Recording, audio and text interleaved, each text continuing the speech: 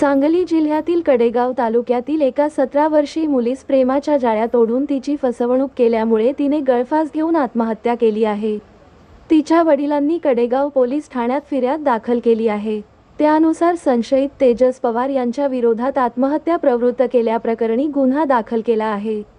याबाबत माहिती अशी, सांगली जिल्ह्यातील कडेगाव तालुक्यातील एका गावात अल्पवयीन मुलीत संशयित तेजस याने जानेवारी 2024 मध्ये ऊस लावून प्रेमाच्या जाळ्यात ओढले। त्यानंतर तिची फसवणूक केली। आपण फसवले गेल्याचे लक्षात येतात त्या युवतीला प्रचंड धक्का बसला। तिने मध्यरात्रीनंतर 12:30च्या सुमारास राहत्या घरातील अँगलला दोरीच्या साहाय्याने गळफास लावून घेऊन आत्महत्या केली। हा प्रकार निदर्शनास आल्यानंतर कुटुंबियांना प्रचंड धक्का बसला आहे। सदरच्या युवतीच्या वडिलांनी कडेगाव पोलीस ठाण्यात संशयित तेजस पवार यांच्याविरुद्ध फिर्याद दाखल केली आहे। त्यानुसार युवती महत्त्व दिल्याबद्दल तेजसवर गुन्हा दाखल केला आहे।